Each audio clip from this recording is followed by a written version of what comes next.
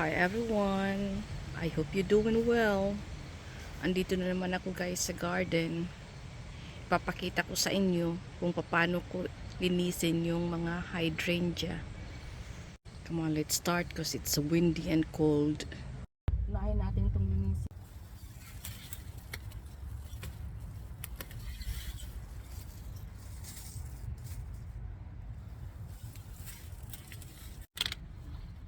Now, tatanggalin natin itong ah, plant support. Tatabi natin for next season. Ito yung ginagamit kong plant support for peonies para hindi siya mag-flop-flop tuwing uulan. This is a big help.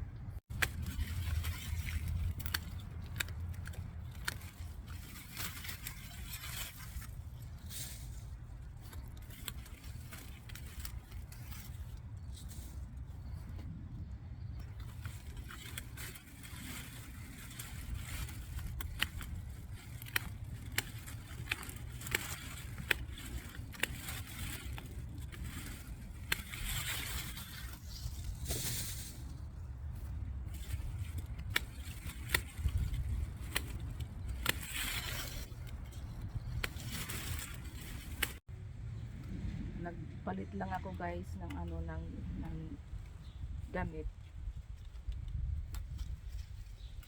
dahil masyadong malamig, di kinaya ng katawan ko.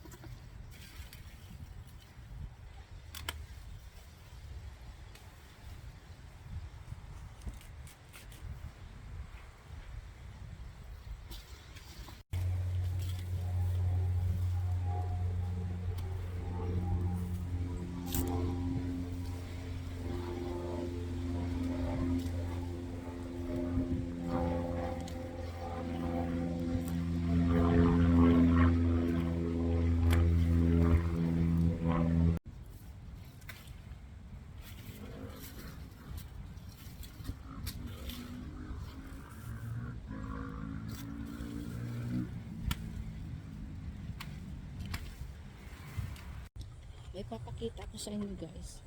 Nakikita niyo yung mga maliliit na branches. Pag maglilinis kayo ng ng hydrangea, panicle hydrangea, tatanggalin niyo to. Hindi ko to natanggal noon dahil naoperahan ako, kaya maraming maliliit na na branches.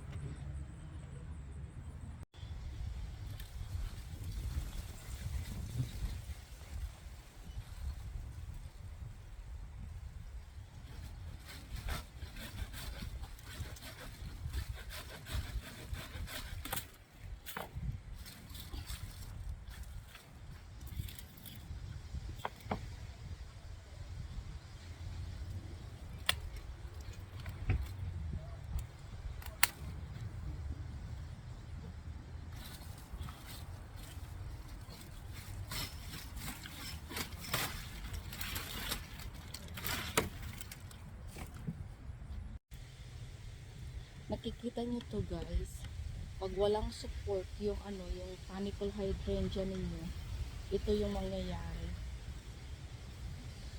Nag-flap-flap siya. Kaya kailangan lagyan ng support yung panicle hydrangea natin, dahil pag hindi nilagyan ng support, ito yung nangyayari. Pag mahangin,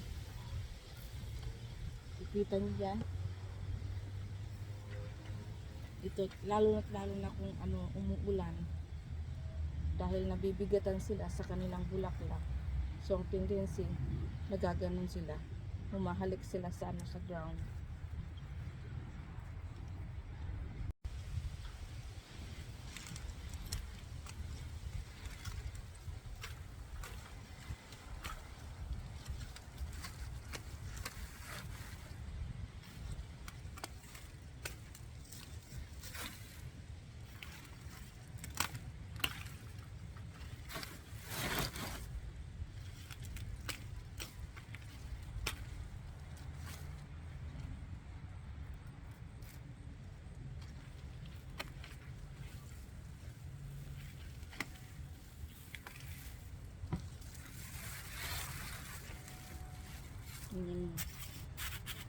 Crunchy na siya.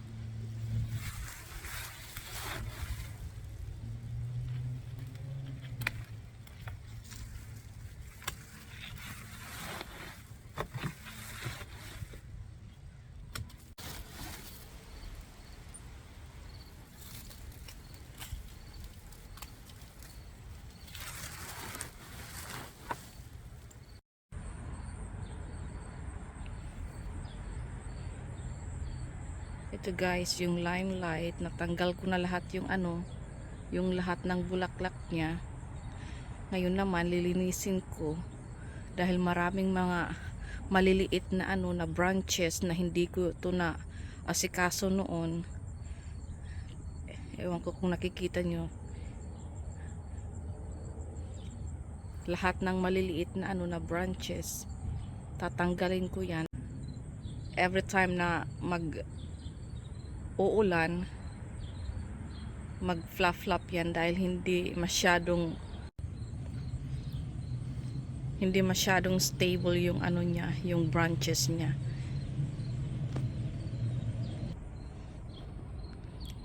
Papakita ko sa inyo guys mamaya pag natapos na akong pagkatapos ko ng linisin itong hydrangea na to. Tatanggalin ko lahat yung maliliit na branches niya. Ito na lang yung natitira. Tapos ito hindi ko to tatanggalin yung yung mga branches niya, dahil big leaf ito. Ililipat ko to sa sa side ng house namin. Tapos ito natanggal ko na. Ito na lang Dalawa na lang yung natitirang hydrangea, yung panicle hydrangea ito at yung nasa corner.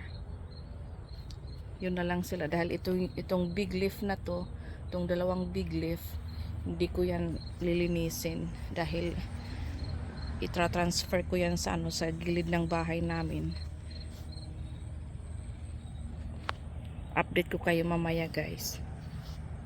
Ito na siya guys, nilinis ko na, ready na siya for next year. So sa susunod na na season, konti na lang yung lilinisin ko. Now tapos na ako dito. Ito naman yung sunod na tatrabahuin ko. Dalawa na lang ito sila, itong limelight at yung limelight sa corner. Update ko kayo guys pag natapos na ako. Ito pala guys yung yung mga bulaklak na mas maganda pa, nilagay ko sa sa bucket. Ito na, natapos ko nang linisin itong hydrangea na to at yung nasa sa corner. So lahat ng panicle hydrangea ay ready for next year na.